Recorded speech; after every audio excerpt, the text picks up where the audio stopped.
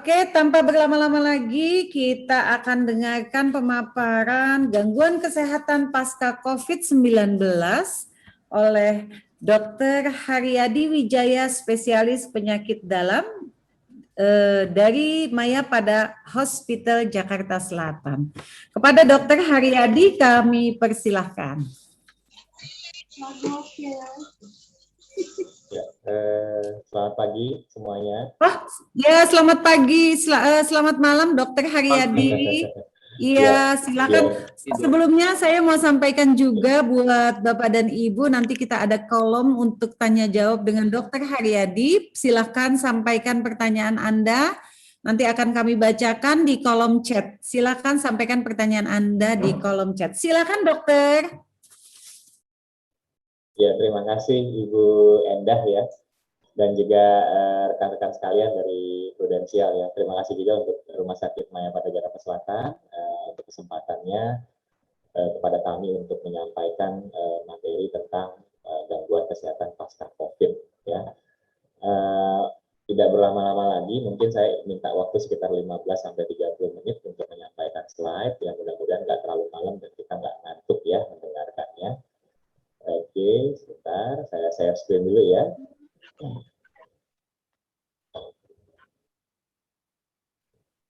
Slide saya sudah terlihat? Sudah, Dok. Ya, sudah. Tinggal di slideshow aja. Ya, sudah terlihat dalam bentuk slideshow ya. Ya. Pertama-tama izinkan saya mengucapkan Assalamualaikum warahmatullahi wabarakatuh.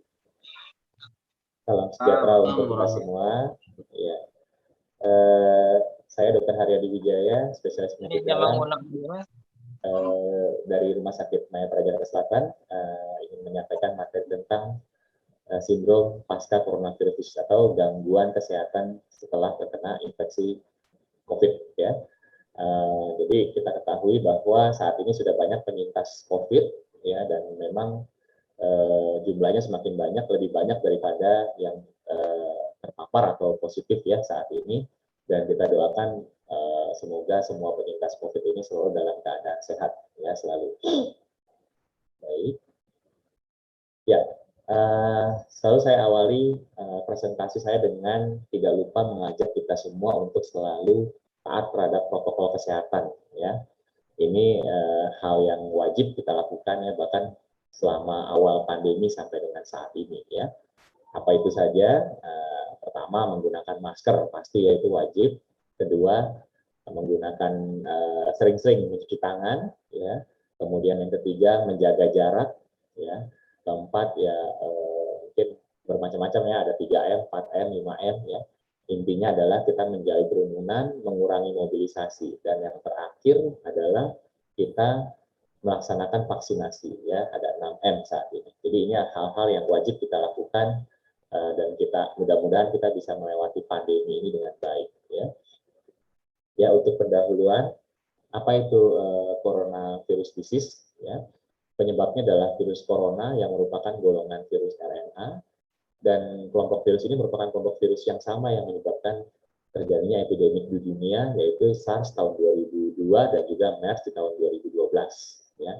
Penyebarannya saat ini sangat cepat, tidak bisa diprediksi bahkan dari manusia ke manusia ya. Kalau SARS yang lalu adalah penyebarannya dari hewan ke manusia, MERS juga demikian, tapi saat ini penularannya dari manusia ke manusia. Oleh karena itu kita perlukan pencegahan, penanggulangan, dan pengobatan. Semuanya harus dilakukan secara simultan dan bersamaan sehingga kita dapat memutus rantai penularan dengan tuntas.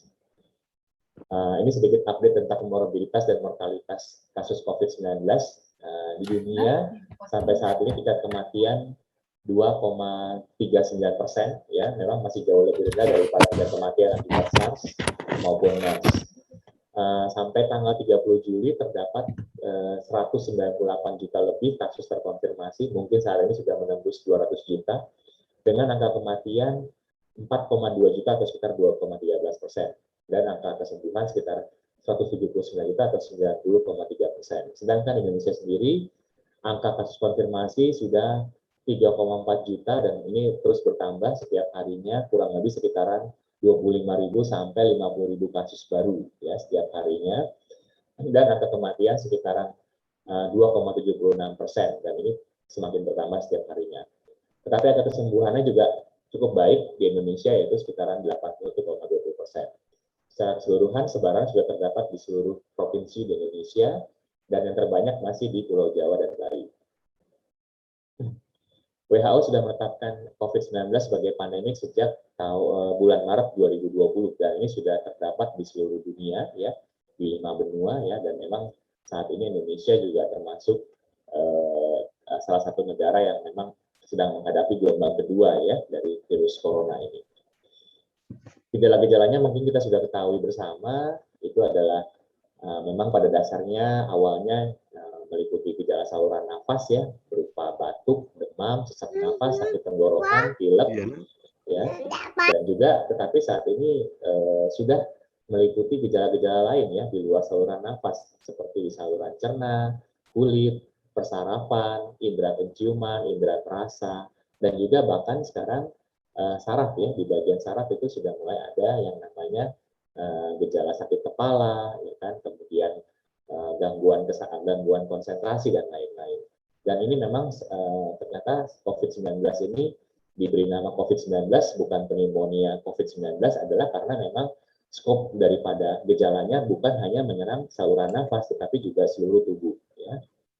Nah, ini adalah gejala-gejala yang tadi saya sampaikan ya, bisa lemas, mata merah, perih, diare, muntah, rasa kembung ya, kulit kemerahan secara tiba-tiba, sakit kepala, nyeri dada, disertai punggung, disertai sesak, ya, gangguan penciuman, pengecap, macam-macam sekali. Memang sangat-sangat luas gejalanya ini, dan luar biasanya adalah 60-70% kadang-kadang memang tidak disertai gejala yang bermakna, dan ini kita sering sebut sebagai orang tanpa gejala, ya, atau karir asimptomatik. Tetapi celakanya orang tanpa gejala tetap dapat menularkan virus ini dari satu manusia ke manusia lainnya. Nah, ini adalah perjalanan penyakit daripada virus COVID-19 ya. Secara umum dibagi menjadi dua bagian. Yang pertama adalah apabila kita terinfeksi dengan gejala ringan ya. Biasanya setelah pajanan daripada virus corona akan mulai memberikan gejala sekitar 5-6 hari setelah kita terpapar. Kemudian seiring berjalan waktu dia akan membaik sendiri dan kurang lebih sekitar 2 minggu dia akan mengalami penyembuhan total. Ini adalah perjalanan penyakit gejala yang ringan. Sedangkan untuk gejala yang berat, sama pada awalnya terpapar kurang lebih sekitaran 5-6 hari akan muncul gejala, tetapi selama perjalanan penyakit, justru setelah melewati 2 minggu ini memasuki masa kritis daripada pasien-pasien COVID-19 yang bergejala berat. Dan ini bisa terjadi gangguan yang berat ya, dan juga berakibat fatal, sehingga menyebabkan terjadinya berbagai macam komplikasi-komplikasi yang bisa muncul selama COVID-19 ini terjadi ya, dan bisa saja pasien-pasien mengalami sequel atau gejala-gejala sisa. Apabila dia menjadi sembuh atau membaik, biasanya bisa sekitaran 6 minggu, jadi cukup lama. Ini berbeda dengan orang yang bergejala ringan ya, jadi memang sekitaran 10-15% itu akan berkembang menjadi gejala yang berat, dan sekitaran 5% menjadi kritis ya, dan ini memang statistik yang sudah dipublikasikan oleh WHO ya. Nah, kemudian sekarang tren yang ada saat ini adalah apa yang terjadi setelah terinfeksi COVID-19. Ya, sebagian besar pasien sembuh sempurna tanpa ada gejala. Tetapi juga sebagian pasien mengalami gangguan saluran nafas yang ringan sampai berat. Ada beberapa pasien juga mengalami sindrom kelelahan kronis ya. Banyak pasien juga mengalami rasa berdebar-debar tanpa adanya gangguan jantung ya. Dan banyak juga pasien yang mengalami gangguan psikiatri ya atau psikis berupa depresi ataupun kecemasan yang berlebih, atau bahkan ada istilah sekarang adalah COVID fobia. Semua ini terangkum sebagai gejala pasca infeksi COVID-19, dan ini memang bisa terjadi dan sudah dilaporkan banyak mengalami atau menghinggapi pasien-pasien setelah sembuh dari COVID-19. Nah, gejala pasca COVID-19 ini secara keseluruhan dibagi menjadi 3 fase ya, fase akut, fase lanjutan, dan juga fase post-COVID. Fase akut biasanya terjadi sampai dengan 4 minggu. Gejalanya mirip sekali dengan gejala COVID-19, jadi berupa batuk, sesak, ya, sakit tenggorokan, nyeri-nyeri otot, nyeri sendi, ya. Ini memang gejala-gejala yang bisa sampai dengan 4 minggu, bahkan setelah pasien itu terinfeksi COVID-19. Setelah 1 bulan atau 4 minggu, memasuki fase lanjutan yang dikenal sebagai fase ongoing symptomatic, biasanya sekitaran 1-3 bulan. Gejala juga hampir mirip dengan gejala-gejala waktu terinfeksi akut, hanya saja biasanya didominasi oleh kelelahan, ya, rasa kelelahan, rasa cepat lelah, ngos-ngosan, ngap-ngap nafasnya. Nah, ini yang sering dikatakan oleh pasien. Dan yang terakhir adalah fase post-COVID atau post-COVID syndrome, di mana gejalanya biasanya berlanjut sampai lebih dari 12 minggu. Ya, bahkan pada stadium ini pasien biasanya sudah mengecekkan seluruh kondisi medisnya, tetapi tidak didapatkan penyebab lain, ya, selain memang pasien pernah terinfeksi COVID-19. Dan biasanya pasien didominasi untuk gejala-gejalanya berupa gejala kelelahan dan juga gejala-gejala psikis, biasanya berupa depresi, gangguan konsentrasi, kesulitan tidur, dan juga kecemasan. Ya. Nah, istilah long COVID sendiri secara umum untuk menggambarkan tanda dan gejala yang berlanjut setelah 1 bulan setelah sembuh dari COVID, dan ini bisa bertahan sampai lebih dari 3 bulan. Nah, WHO memang menetapkan istilah post-COVID ini meliputi gangguan fisik maupun mental yang diakibatkan infeksi COVID-19 pada setelah 4 minggu atau lebih, ya. Dan juga ini bisa menghinggapi siapa saja, bahkan pasien-pasien yang bergejala ringan ataupun tidak bergejala selama fase akut, ya. Jadi memang sangat luas sekali. Nah, kemudian WHO juga menetapkan halo. Ya, suaranya cukup Oke, terdengar, Dok. ya? Oke. Jelas. Iya, oke. Jelas, Dok.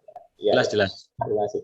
Jadi WHO juga menetapkan beberapa gangguan post-COVID, ya, bisa dilihat di sini meliputi kardiovaskuler atau jantung, pembuluh darah, respiratori atau pernapasan, kulit, dermatologik, neurologis itu berupa gangguan saraf, dan juga gejala-gejala psikiatri. Ya, ini memang gejala-gejala post-COVID yang sudah dilaporkan dan sudah dicatat dalam WHO, ya. Nah, apa itu long COVID syndrome? Ya, penelitian di Amerika Serikat, ya, ini mengatakan bahwa 65% pasien setelah melewati fase akut itu bisa berkehidupan normal, ya, setelah 3 minggu. Tetapi ada kurang lebih 35 pasien mengalami gejala long COVID atau pasca COVID. Faktor-faktor yang berkontribusi bisa meliputi respon antibodi yang lemah, relapse atau reinfeksi, reaksi inflamasi atau imunitas, dan juga kondisi mental post-traumatic stress. Kemudian penelitian di Stockport, ya, Stockport ini di daerah Inggris, ya. Ini dia memberikan laporan bahwa sekitar 2,5-15% pasien bahkan memiliki gejala lebih dari 12 minggu setelah sembuh, ya. Dan ini memang gejala-gejalanya memiliki sebagian besar dialami oleh orang-orang dengan faktor resiko seperti usia lanjut, obesitas, perempuan, riwayat asma, gejala-gejala yang bervariasi, ya, pada saat terkena COVID, dan juga ada istilahnya BAME, yaitu Black, Asian, and Minority Ethnic. Itu adalah minoritas, ya, di daerah Inggris, ya, mungkin termasuk juga ras Asia, dan Indonesia juga termasuk ras Asia, ya, maka memang beresiko long COVID lebih tinggi, ya, dibandingkan dengan ras Eropa, ya. Dan juga pasien-pasien rata-rata sudah tidak positif, ya, setelah yang mengalami long COVID ini setelah dites COVID ternyata sudah tidak positif lagi, ya. Pasien anak juga menarik nih. Ternyata pasien anak usia 2-11 dan juga 12-16 tahun juga memiliki resiko long COVID, ya. Kita kira selama ini anak-anak adalah kelompok yang tidak bergejala atau bergejala ringan, tapi ternyata juga memiliki resiko terjadinya long COVID. Ya, ini adalah penelitian di Inggris, ya.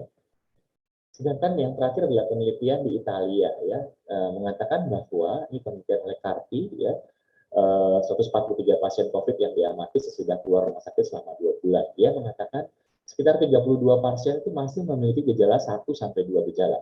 Dan 55% itu memiliki gejala 3 atau lebih, ya. Jadi memang gejala-gejalanya sudah dia bikin list, ya. Dan di sini disebut sebagai pasien yang mengalami long haulers, ya, di Italia. Dan ini sering pada usia di atas 40 tahun dan juga jenis kelaminnya wanita, ya. Gejalanya apa saja? Yang terbanyak adalah fatigue atau rasa kelelahan. yang kedua rasa sesak, dan juga yang ketiga adalah nyeri di daerah sendi. Ya, nah ini memang gejala-gejala yang paling sering ya dilaporkan. Ya, secara umum ya gejala-gejala long COVID ya yang merupakan gangguan fisik itu ada 3 yang paling banyak, yaitu pertama rasa lelah, yang kedua nyeri di daerah sendi dan juga dada, dan yang ketiga rasa sesak atau sesak nafas ya. Ini memang 3 gejala yang paling banyak dilaporkan pasien-pasien kami juga ya. Ya, ini adalah secara umum apa saja yang bisa terjadi selama long COVID syndrome ini ya, meliputi fatigue atau kelelahan, sakit kepala, kehilangan indera pencium, ya, batuk-batuk yang persisten, nyeri dada, sesak, rasa debar-debar, kemudian nyeri otot, kemudian rasa seperti tusuk-tusuk, ya, tusuk-tusuk, diare, nyeri perut, kemudian mudah lupa, ya, ini juga merupakan satu gejala yang dilaporkan, depresi, muncul rash atau kemerahan, dan juga demam yang berulang-ulang. Ya, ini merupakan gejala-gejala yang bisa ya terjadi, dan ini sudah dilaporkan oleh WHO. Nah, secara umum bisa juga meliputi berbagai sistem di dalam tubuh kita ya. Ini memang banyak sekali ya. Kardiovaskular terutama ini merupakan sistem yang paling banyak mengalami gangguan ya. Miokarditis, heart failure, perikarditis ya. Gangguan-gangguan aktivitas ya, sehingga mudah lelah dan sebagainya ya untuk gangguan kardiovaskuler. Bahkan untuk pasien-pasien yang sebelumnya tidak memiliki gangguan kardiovaskuler. Kemudian paru-paru ya, kita tahu bisa mengalami batuk-batuk secara kronis ya, rasa sesak ya selama beraktivitas ya. Kemudian ginjal ternyata juga bisa berkembang menjadi gangguan ginjal kronis ya. Dermatologis bisa mengalami kebotakan, reumatologis bisa mengalami artritis atau nyeri sendi yang terjadi ketika kita melakukan aktivitas ya, fibromialgia, connective tissue disease ya, banyak sekali memang. Endokrin ternyata bisa pasien-pasien yang sebelumnya tidak memiliki diabetes mellitus ternyata setelah kena COVID bisa menjadi diabetes mellitus ya. Hipotiroid, jadi kekurangan hormon tiroid. Kemudian secara neurologis ya, ada tiba-tiba bisa mengalami serangan stroke. Sering sekali pasien kami 1-2 bulan kemudian itu dirawat pasien neurologis karena serangan stroke ringan. Ini memang sering nih pasca COVID-19. Gangguan penciuman, gangguan perasa, gangguan tidur, ya, penurunan kognitif atau daya ingat. Ya, memang ini banyak sekali juga dilakukan pasien-pasien kami. Gangguan psikiatri berupa depresi, kecemasan atau ansietas, post-traumatic stress disorder, psikosis, dan masih banyak lagi. Gangguan hematologi, ya, nanti bisa dibaca, dan urologi, gangguan saluran kencing, sering juga pasien-pasien kami mengeluhkan susah untuk menahan pipisnya atau inkontinensia, dan juga gangguan disfungsi seksual. Ya. Yang lainnya juga masih banyak ya, penurunan berat badan, macam-macam, disautonomia, dan lain-lain. Ya, bagaimana dengan kondisi psikologis pasca COVID-19 ya? Ternyata selain gangguan fisik juga ada gangguan psikologis ya. Nah, ini pernah dilaporkan pertama pada komunitas ya. Ini jadi pasien-pasien yang terkena COVID di komunitas dan melakukan isoman ya. Ternyata juga mengalami gangguan terbanyak secara psikologis adalah gangguan depresi, gangguan tidur, dan juga kecemasan ya. Juga ada gangguan penyesuaian atau adjustment disorder, juga ada gangguan memori ya, dan ketakutan juga cukup tinggi ya, sekitar 20%. Ini yang menjalankan isoman. Bagaimana dengan yang dirawat di rumah sakit ya? Sama, kurang lebih depresi paling tinggi ya, kemudian diikuti dengan gangguan memori, kecemasan, PTSD, dan juga ketakutan ya. Jadi memang gejala-gejala psikis ini dialami juga untuk pasien-pasien isoman maupun yang dirawat di rumah sakit. Nah, bagaimana dengan pasien yang dirawat di ICU? Kurang lebih sama, ya. Ada gangguan psikis di sana, ada berupa depresi, gangguan tidur, ya, gangguan kecemasan, ya, penurunan daya ingat, ya, ketakutan, sama kurang lebih. Jadi memang range-nya dari mulai yang isoman sampai dirawat di ICU akan mengalami gejala-gejala gangguan psikis seperti ini, ya. Dan ini adalah penelitian yang menarik juga bahwa pada pasien-pasien atau tadi kan pada pasien ini adalah nakes ya, nakes yang memang terpapar COVID ya, ternyata juga mengalami gangguan psikis yang sama ya setelah kena COVID ya. Ada depresi, ada kecemasan, ketakutan ya, kelelahan ya di situ, tidak bisa tidur ya. Nah, ini memang juga gangguan psikis yang mengenai semua lapisan ya, dan juga orang yang bergejala ringan ataupun tidak bergejala yang menjalankan isoman, dirawat rumah sakit, di ICU, bahkan para nakes sendiri ya. Ya, jadi untuk pemeriksaan penunjang ya mungkin ini sekilas gambaran saja ya, karena memang tidak semuanya diperiksakan pada pasien pasca COVID. Ya, biasanya pemeriksaan fisik yang dasar ya, kita melakukan pengukuran tekanan darah, pengukuran nadi, suhu, saturasi oksigen, pemeriksaan laboratorium ya, darah lengkap, analisis urin, elektrolit, tes fungsi ginjal, hati, CRP, troponin, D-dimer, ferritin, banyak sekali ya pemeriksaan-pemeriksaan yang bisa kita lakukan. Pemeriksaan ronsen, CT scan, ya, elektrokardiografi, ekokardiografi, pemeriksaan mental atau psikis, dan juga pemeriksaan spirometri. Tidak semuanya kita kerjakan, bersifat case by case dan juga person to person ya. Jadi memang sesuai dengan kondisi dan pasiennya ya. Nah, ini adalah contoh tes fisik yang kita lakukan. Biasanya kita mengerjakan sebagai tes screening ya pada pasien-pasien yang kontrol di poli PCR ya. Kita lakukan pengukuran denyut jantung dan juga tekanan darah dalam posisi tidur, berdiri, dan juga setelah 3 menit berdiri ya. Biasanya pada pasien-pasien yang kontrol pertama kali itu biasanya akan terjadi variabilitas yang sangat-sangat terjadi sangat-sangat nyata ya, bahwa antara posisi dia tidur, berdiri 1 menit, dan berdiri 3 menit. Biasanya kalau sudah berdiri 3 menit sudah mulai ada gangguan-gangguan seperti kehilangan keseimbangan, pusing ya, kemudian lemas ya, sesak ya. Nah, ini macam-macam ya. Memang ini adalah tes sederhana yang bisa kita kerjakan ya. Nah, kemudian yang perlu kita ketahui di sini adalah untuk menentukan long COVID atau post COVID kondisi post COVID tidak perlu tes COVID-19 yang positif. Ya, tidak perlu kita tes swab PCR ataupun antigen, karena memang long COVID ini bisa terjadi pada pasien-pasien bahkan setelah dia negatif, ya, negatif tes COVID. Dan pemeriksaan laboratorium yang dasar ya bisa dipertimbangkan setelah pasien sembuh kurang lebih 1 bulan sampai 3 bulan, ataupun pemeriksaan tes lanjutan ya setelah 12 minggu atau setelah 3 bulan. Tapi sekali lagi semua ini sifatnya adalah case by case dan juga person to person ya. Jadi tidak semua pemeriksaan tadi kita kerjakan pada seorang pasien. Nah, ini adalah pemeriksaan yang bisa dipertimbangkan ya, pemeriksaan darah, elektrolit, tes fungsi hati, marker inflamasi, tes tiroid, dan juga vitamin-vitamin ya. Kemudian beberapa kondisi lain ya untuk pemeriksaan rheumatologik, koagulasi ya, myocard injury, dan juga pemeriksaan untuk membedakan apakah ini berasal dari jantung ataupun dari penyebab lain ya. Nah, ini adalah contoh pemeriksaan tes fungsional ya maupun ya. Banyak sekali tesnya, tetapi memang kita sekali lagi kita sesuaikan dengan kondisi pasien. Ya, ini adalah tes-tes yang di rehab medik biasanya ini ya. Jadi tes latihan 1 menit ya, dari posisi duduk, berdiri, kemudian berjalan selama 2 menit, berjalan selama 6 menit. Biasanya dikerjakan di rumah sakit yang untuk 6-minute walk test ya. Jadi berjalan selama 6 menit. Dan tes keseimbangan ya, macam-macam ini ada ya. Bagaimana kita mencegah long COVID? Biasanya kita memberikan kewaspadaan lebih pada pasien-pasien dengan komorbid, ya.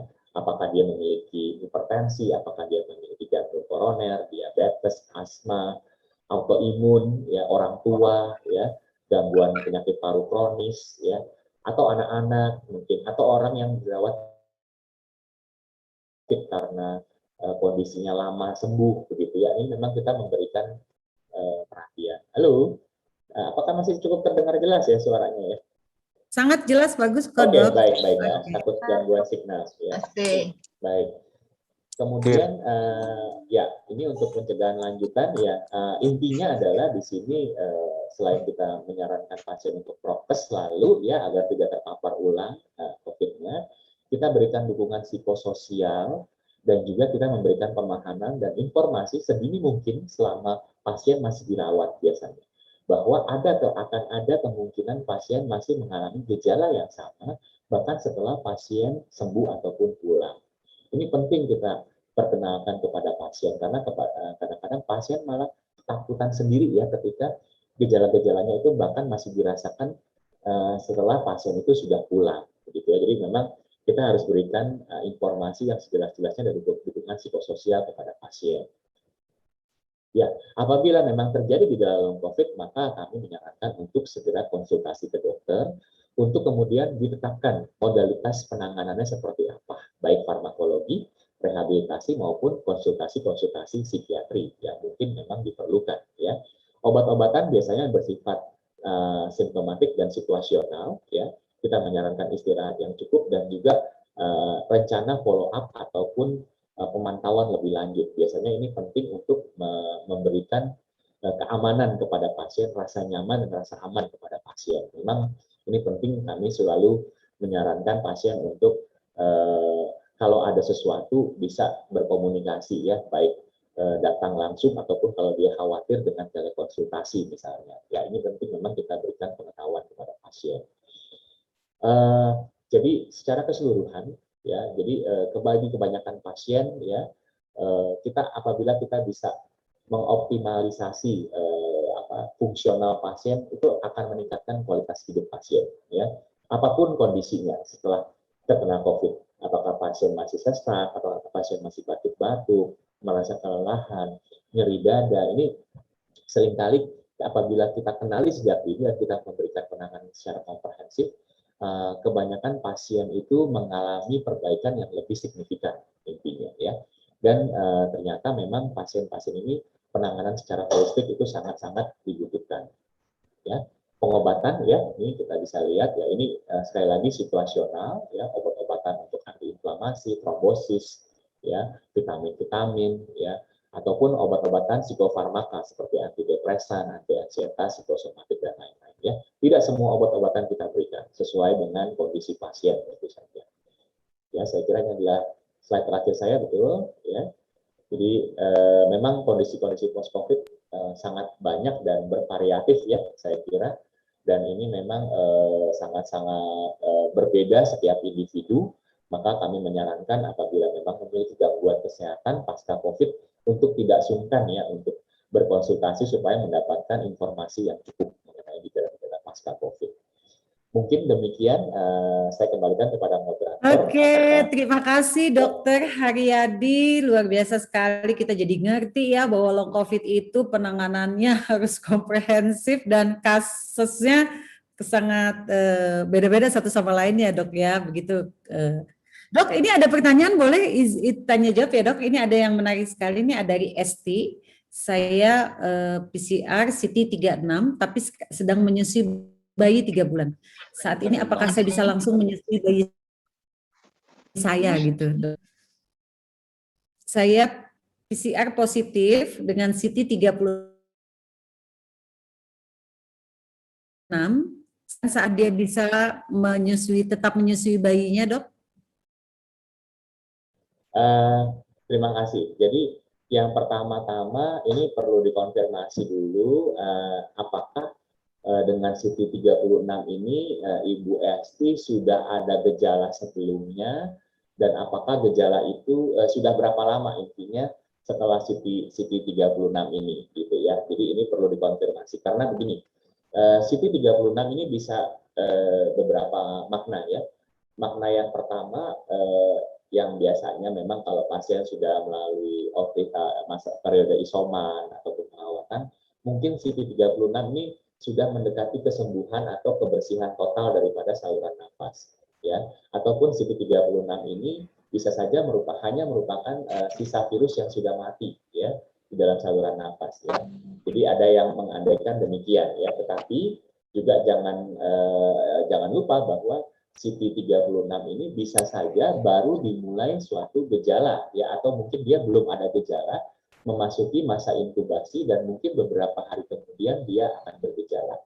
Nah, berbeda maknanya. Kalau CT 36 yang kasus pertama, biasanya kalau dia sudah akan selesai gejala, itu biasanya ini sudah bisa dikatakan aman ya, jadi tidak ada lagi kemungkinan dia menularkan kepada orang lain ya. Tetapi kalau CT 36 dia belum bergejala ya, Dan seperti kasus yang kedua, hati-hati karena beberapa hari kemudian bisa saja dia muncul gejala dan dia akan infeksius, gitu ya. Jadi ini memang perlu dikonfirmasi sekali lagi ya, apa memang kasusnya demikian, yang pertama atau yang kedua. Gitu. Kalau yang pertama saya katakan aman, tapi tetap dengan prokes ya. Jadi menyusuinya dengan menggunakan masker, ya dibersihkan dulu, maaf, cuci tangan, ya sesering mungkin bersih.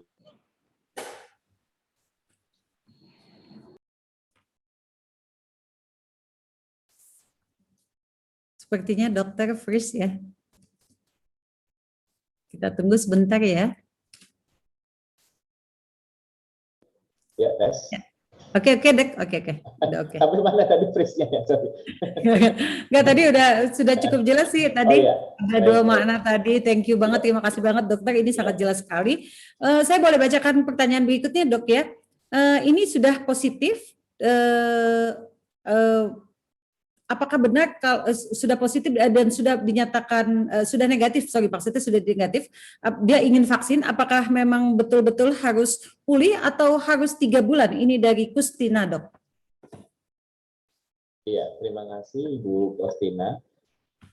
Jadi memang saat ini ya Bu ya, policy atau kebijakan dari pemerintah di Indonesia adalah pasca terinfeksi COVID, maka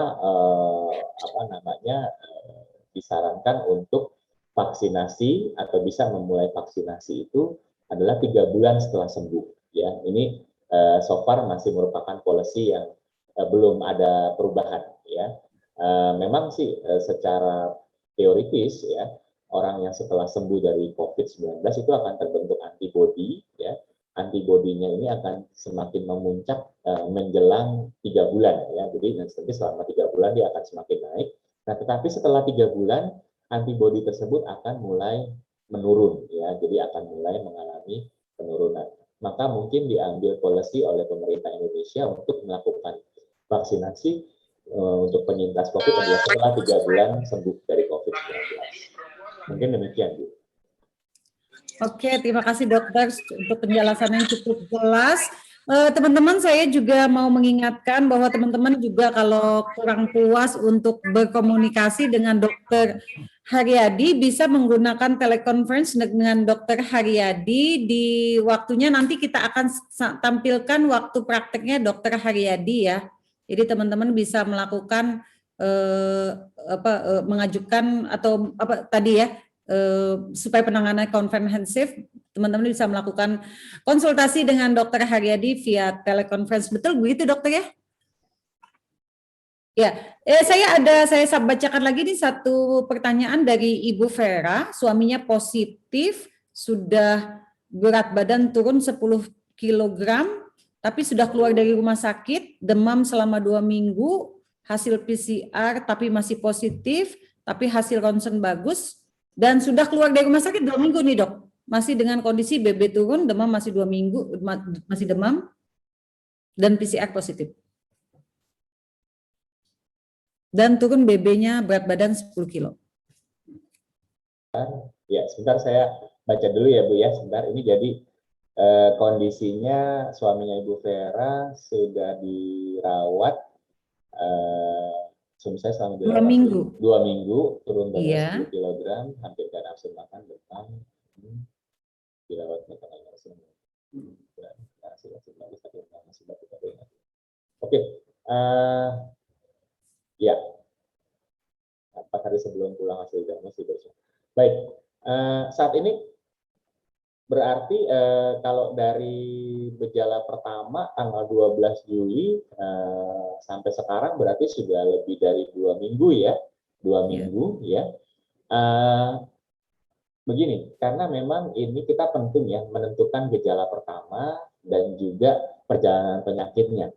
Mestinya memang sebagian besar pasien tadi seperti saya lihat di saya berikan di chat tadi, gejala ringan biasanya itu hanya sekitar 2 minggu dia akan recovery atau semua gejalanya akan membaik. Tapi hati-hati, sekitar 10-15% yang bergejala berat ataupun 5% yang bergejala kritis.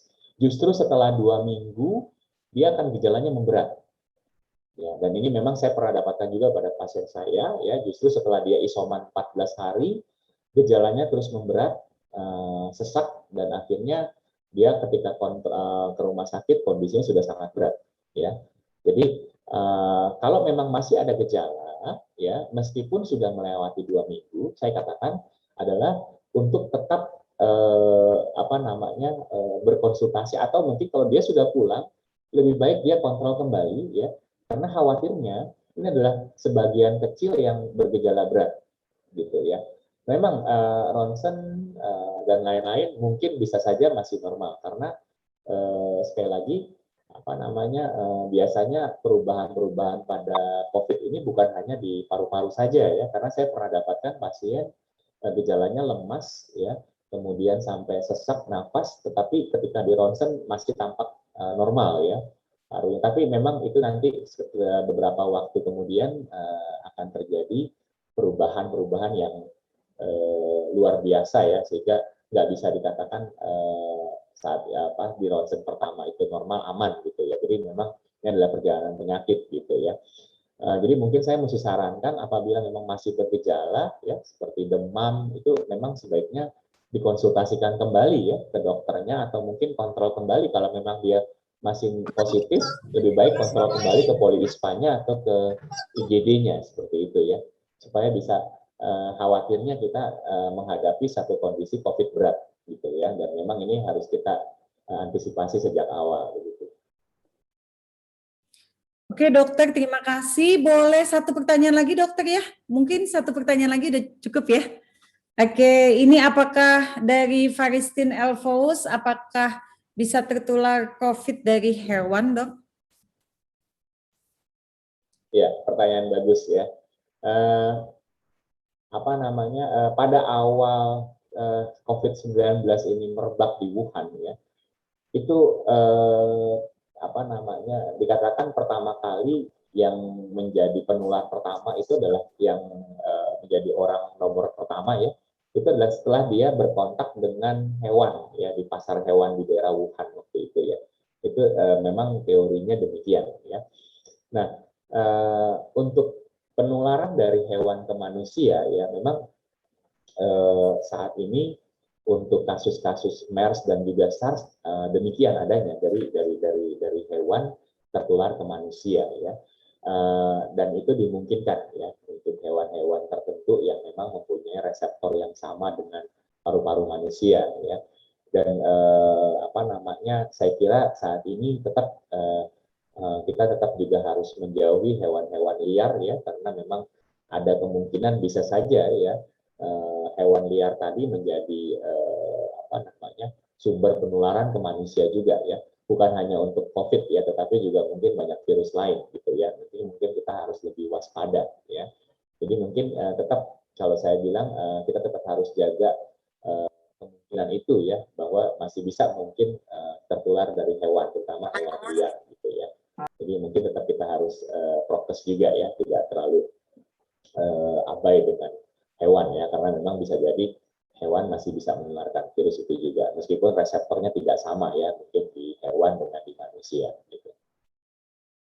Tapi kalau kucing gimana dok? Termasuk juga dong ya, tetap harus waspada ya. Soalnya gara-gara PPKM ini banyak sekali yang pelihara kucing nih dok. Oke, Dokter Haryadi, terima kasih sekali atas waktunya. Teman-teman, saya akan tampilkan ini teman-teman masih bisa untuk konsultasi telekonferensi dengan Dokter Haryadi di waktu yang berikut ini di Mayapada Hospital Jakarta. Nanti di link undangan sudah kami siapkan juga teleponnya, nomor teleponnya. Oke, terima kasih Dokter Haryadi Wijaya atas informasinya yang luar biasa nih. Tadi beberapa pertanyaan tidak sempat kami bacakan karena memang jawabannya udah ada sama dokter tadi juga gitu, dan udah mewakili, beberapa sudah mewakili. Tapi jangan kecil hati teman-teman, Bapak dan Ibu bisa melakukan telekonferensi dengan Dokter Haryadi. Tadi long COVID ini sangat kasus satu per orang beda-beda, sehingga penanganan komprehensif dan masih berkonsultasi dengan dokter menjadi pilihan yang harus kita lakukan. Oke dokter, terima kasih banyak dan thank you sudah mau bergabung. Kapan-kapan kalau diundang lagi nggak mau ya dok? Thank you dokter dan teman-teman Bapak dan Ibu jangan meninggalkan tempat ini karena habis ini kita akan memberikan solusi dari tadi permasalahan long COVID yang tentunya juga membutuhkan biaya, membutuhkan treatment, membutuhkan penanganan yang lebih komprehensif. Kita ada solusinya setelah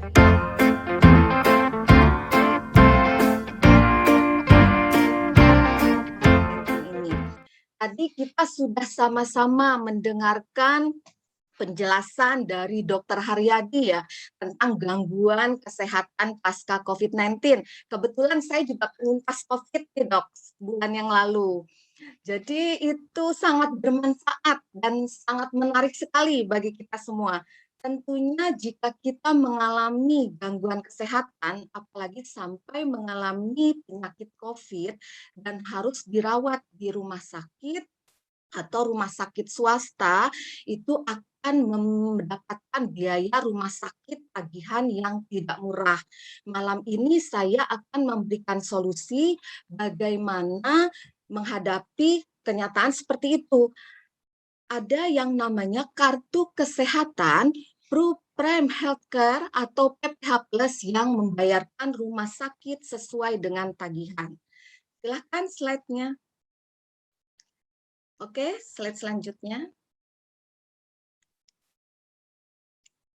Apa yang melatar belakangi adanya kartu kesehatan yang membayarkan rumah sakit sesuai tagihan? Setiap individu memiliki kebutuhan perlindungan yang berbeda. Tentunya masyarakat jika harus rawat inap di rumah sakit, memerlukan perawatan yang sangat bagus, fasilitas rumah sakit yang dengan fasilitas yang lengkap dengan tenaga medis yang handal. Rata-rata kenaikan biaya pengobatan setiap tahunnya selalu mengalami peningkatan, itu sudah pasti. Besarnya biaya rawat inap membuat masyarakat berkeluh kesah. Bagaimana solusinya menghadapi ketiga hal tadi? Masyarakat membutuhkan produk yang membayarkan rumah sakit sesuai dengan tagihan dan juga membayarkan bukan hanya di Indonesia saja, tapi di seluruh dunia, di berbagai negara. Slide selanjutnya. Ya. Kita lihat di sini Bapak Ibu, kenaikan biaya pengobatan di Asia rata-rata sebesar 8,6%. Kita lihat tabel di bawah ini Bapak Ibu, di Indonesia saja kenaikan biaya pengobatan mencapai 11% setiap tahunnya.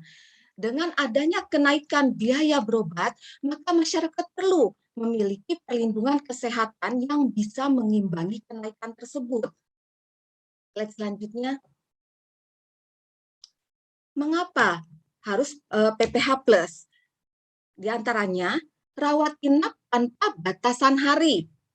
Kamar rawat inap yang nyaman dapat dibayarkan sesuai tagihan rumah sakit, rawat inap hingga usia lanjut, dan fleksibilitas berobat dimanapun yang Bapak Ibu inginkan. Selanjutnya, ya. Saya akan jelaskan satu persatu poin yang tadi saya sebutkan. Yang pertama, kartu PPH Plus ini fleksibel. Bapak Ibu dapat memilih tipe kamar yang sesuai dengan keinginan Bapak Ibu.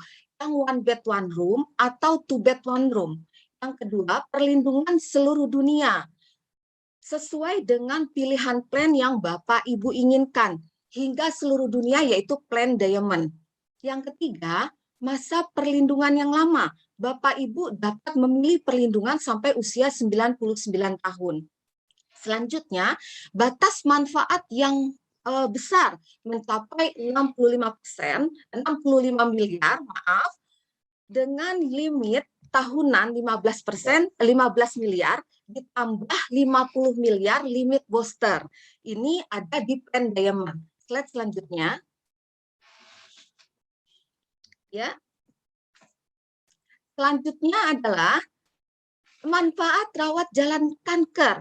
Manfaat rawat jalan kanker juga diberikan tanpa rawat inap. Ini dibayarkan sesuai tagihan dengan PPH Plus ini, meliputi kemoterapi, radioterapi, radiasi, terapi imun, terapi hormonal. Karena seperti kita ketahui, bila menjalani terapi kanker, biasanya pasien akan mengalami penurunan imun dan penurunan hormonal.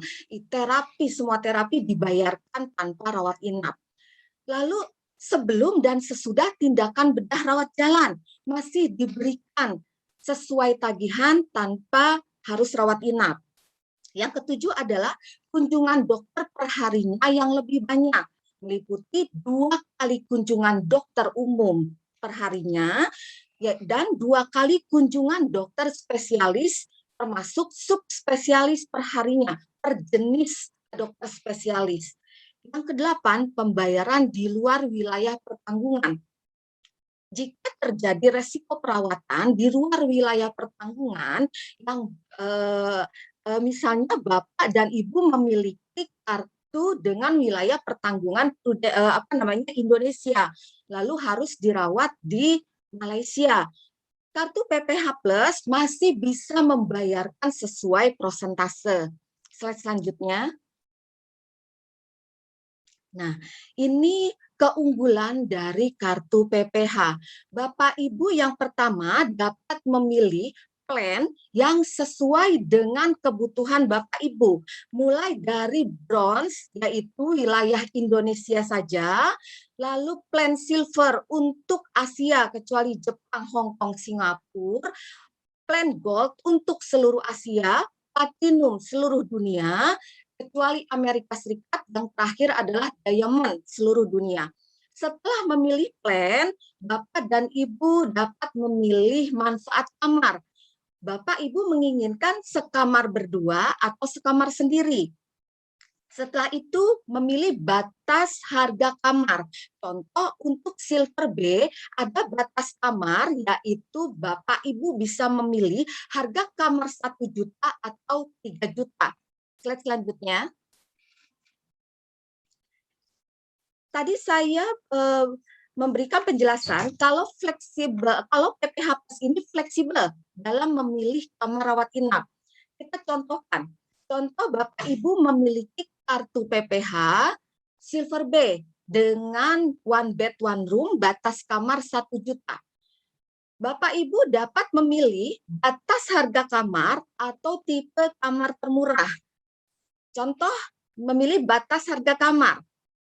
Case yang pertama, jika di rumah sakit A, fasilitas yang tersedia untuk one bed, one room, kamar VIP, harga kamar 2 juta, kamar utama 1 juta, kamar kelas 1 700.000. PPH Plus membayarkan dengan harga kamar yang 1 juta, karena Bapak Ibu memiliki batas kamar 1 juta. Lalu case yang kedua, memilih tipe kamar termurah. Jika di rumah sakit B, fasilitas yang tersedia, kelas VIP harga kamar 4 juta, kamar utama 3 juta, kelas 1 2 juta.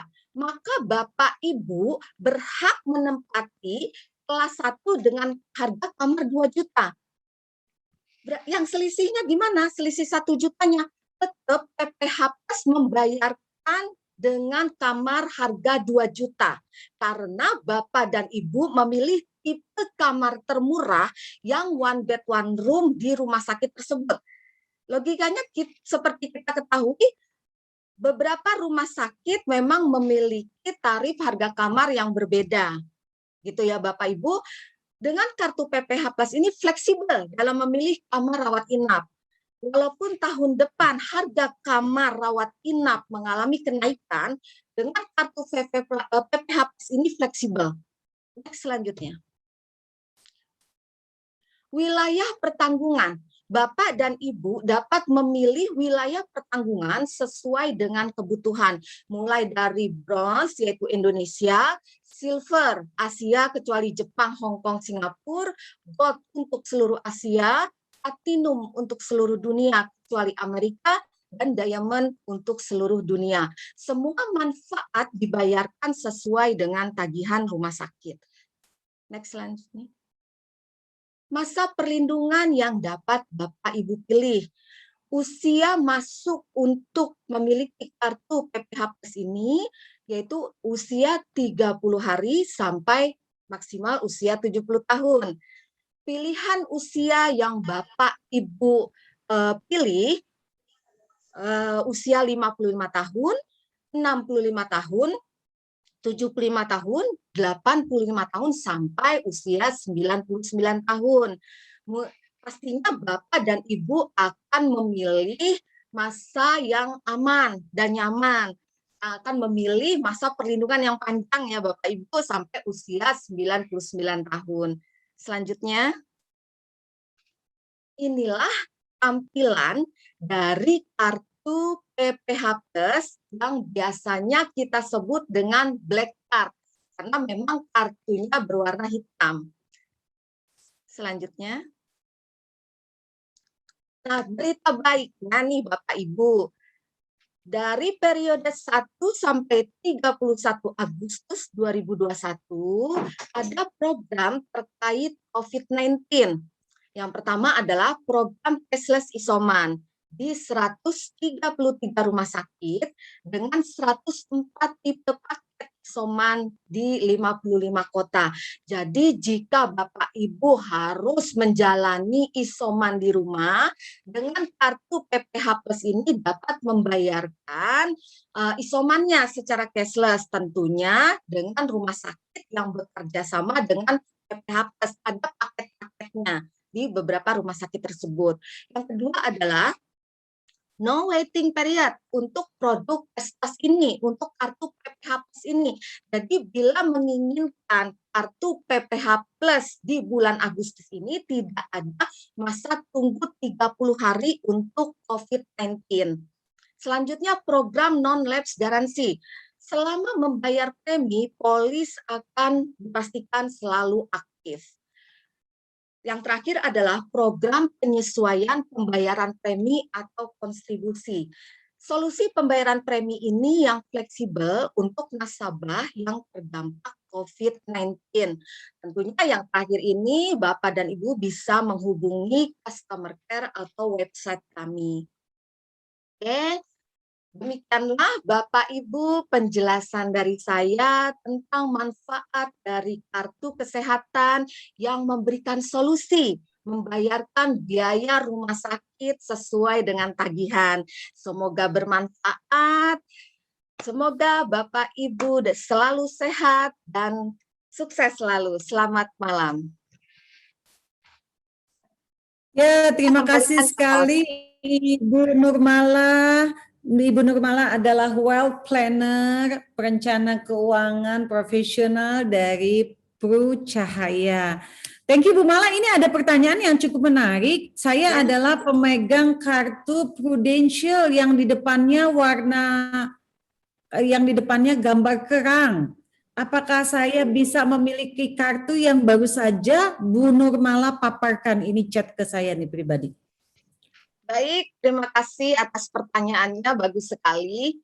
Memang dulu ada kartu lama yang bergambar kerang. Kartu lama itu adalah jenis PHS, Pro Hospital Surgical. Resikonya jika Bapak dan Ibu masih memiliki kartu yang bergambar kerang, jika masuk rumah sakit itu ada selisihnya, pennya. Dan selisih dari rumah sakit itu Bapak Ibu resikonya harus membayar sendiri. Bapak dan Ibu bisa mengubah atau mengupgrade kartu yang bergambar kerang tadi dengan kartu black card atau PPH Plus. Jadi Bapak Ibu silahkan menghubungi agennya dan minta untuk mengganti kartu hitam. Begitu Bu Enda. Jadi Bapak dan Ibu di sini yang hadir di sini yang sudah punya kartu yang model lama sangat mudah bisa untuk mengupgrade ya dengan cara tadi menghubungi tenaga kita untuk di-upgrade ya saat ini. Begitu ya Ibu Nurmala ya? Ya benar Bu Enda. Oke, terima kasih sekali Ibu Nurmala. Tidak terasa Bapak dan Ibu, kita sudah di penghujung acara ya. Oh, ini sini ada pertanyaan, agen saya pindah ke asuransi lain, jangan khawatir, bisa menghubungi leader dari agen Bapak dan Ibu ya. Jadi nanti kan di polisnya ada namanya, jadi bisa menghubungi atau nanti bisa minta bantuan dari Pucahaya. Oke, ini ada pertanyaan lagi. Oh iya, ini Bu Nurmala tadi kan penyintas COVID ya. Boleh benar, Bu kasih Enda. testimoni, kita masih ada waktu 1 menit lagi. Ibu Nurmala, boleh kasih testimoninya apa yang dirasakan nih sebagai pemegang kartu Black Card? Ya, saya di bulan Juni satu keluarga terkena COVID-19, saya, suami, dan anak. Dan alhamdulillahnya kami semua tercover oleh kartu PPH Plus tadi dengan biaya yang luar biasa, Bu Enda. Oke, luar biasanya gimana tuh Bu Mala, bisa dijelaskan? Hanya berapa Bu luar biasanya? Ya, suami saya total tagihan rumah sakit 128 juta, saya sendiri 154 juta, dan anak saya 122 juta. Total kami bertiga tagihan rumah sakit karena COVID-19 bulan lalu 432 juta. Dan itu semua Satu dibayarkan, Pajero ya. ya, satu Pajero, dan semua dibayarkan oleh kartu Prudential PPH Plus tadi. Dan bukan itu saja, setelah rawat inap pun kami ada pemantauan, biaya kontrol juga semua dibayarkan sesuai tagihan. Luar biasa ya Ibu Mala ya. Terima kasih, dan itu merupakan terasa banget ya, lagi sakit, lagi sekeluarga sakit, dan bantuannya benar-benar berasa banget ya, bermanfaat sekali. Terima kasih Ibu Nurmala atas kehadirannya malam ini. Teman-teman jangan lupa untuk menghubungi pengundangnya bagi teman-teman yang mau Oh iya Bu Enda, info lebih lanjut. Maaf Bu Enda, barusan saya baca ada yang bertanya apakah klaimnya susah. Sama sekali tidak susah dan klaimnya itu cepat dan lancar. Jadi kita semua dibantu oleh yang namanya Pro Medical Network. Baik nasabah ataupun agent dapat menginfokan melalui PMN.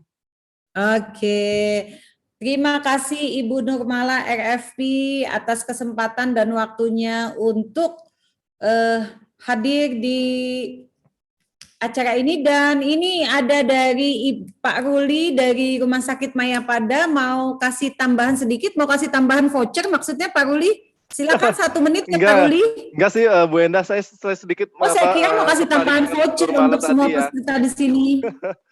Ini untuk nasabah dan calon nasabah, agen-agen juga ya. Saya mengingatkan lagi, tidak bosan-bosannya saya mengingatkan kepada agen-agen untuk segera upgrade nasabah-nasabahnya dari kartu merah ke PPH Plus ya. Karena terasa banget kalau misalnya nasabah-nasabahnya pindah ke PPH Plus itu untuk COVID-nya itu full cover ya, kecuali untuk herbal. Kemudian benefitnya juga limitnya juga besar ya Bu. Kalau misalnya kartu merah ya, dia kalau misalnya bilnya 140 juta, 40 jutanya di cover Pro, 100 jutanya nombok gitu ya kalau untuk COVID. Dan kalau misalnya untuk PPH Plus itu dia full cover gitu ya Bu ya. Jadi saya nggak bosan-bosannya mengingatkan agen-agen untuk segera mengupgrade nasabah-nasabahnya ke PPH Plus ya, kalau misalnya dia masih kartu merah gitu. Dan juga tambahan lagi, kalau misalnya dia PPH Plus, dia 90 hari pasca COVID itu di cover Bu Enda. Dan beratnya ini kalau misalnya dia ketika setelah COVID, dia terjadi yang diinfokan Dokter Haryadi tadi, pas COVID-nya berat gitu. Nah ini kalau misalnya kartu merah kan ada limitnya ya gitu. Nah ini pasien akan nombok gitu kalau misalnya dia masih kartu lama gitu ya. dan mudah-mudahan dengan PPH Plus dia COVID-nya di cover, non COVID-nya juga di cover gitu sih Bu, keunggulannya PPH Plus gitu. Terima kasih. Pak, ada kalau mau ganti kartu ada penambahan limit? Langsung bisa dijawab, mungkin dijawab oleh Bu Nurmala. Kalau mau ganti kartu apakah ada penambahan limit? Ya, tadi saya baca di chat ya, ada pertanyaan apakah jika mengganti kartu ada penambahan limit. Penambahan limit maksudnya penambahan premi mungkin ya Bu ya? Atau penambahan manfaat? Limit manfaat Bu, limit manfaat. Jika Bapak atau Ibu mengganti kartunya dengan yang kartu black card, tentunya akan mendapatkan penambahan limit, penambahan manfaat. Sampai berapa itu limitnya Bu? Untuk yang limit yang bronze A saja, yang bronze A itu batas tahunannya, limit tahunannya adalah 2 miliar ditambah 8 miliar limit booster, total 10 miliar. Untuk plan yang terendah di PPH Plus. Per tahun itu ya Bu? Ya. Per tahun. Penambahan limit sampai 8 miliar per tahun dan penambahan preminya tentu di-adjust ya sesuai dengan manfaat yang terbaru ya Bu, Ibu Nurmala ya. Ya. Oke. Terima kasih sekali. Benda ada yang minta ditayangkan contoh kartunya. Kebetulan saya pegang ini contoh kartu PPH Plus. Oh, mau kasih lihat ya kartu PPH Plus yang dibayar sesuai tagihan tadi ya Ibu Nurmala ya. Di chat barusan saya tanya bentuk kartunya seperti apa. Seperti itu black card ya. Kalau yang lama gambar kerang ya. Oke, berarti saya harus segera nih mengupgrade kartu saya ya Ibu Nurmala ya. Agar bisa mendapatkan manfaat seperti itu. Supaya tidak nombok jika dirawat inap. Iya, supaya tidak nombok, betul sekali. Karena resiko yang akan dihadapi jauh lebih besar daripada premi yang dibayarkan. Saya sudah mengalami. Sekali lagi. Ya, Ibu Nurmala mau ada yang ditambahkan lagi? Tidak, Bu Enda. Oke. Terima kasih Ibu Nurmala dan Pak Ruli dari Mayapada Hospital. Kemudian bagi teman-teman juga yang ingin bertanya lebih lanjut tentang black card ini, Ibu Nurmala bisa menghubungi yang mengundangnya ya Bu Nurmala ya, untuk dijelaskan lebih benar, detail Bu Enda. dan lebih spesifik orang per orang nanti. Terima kasih partisipasinya Ibu Nurmala dan Bapak dan Pak Ruli dari Mayapada, juga dan Mbak Rima, Dr. Haryadi. Terima kasih atas kesempatan malam ini.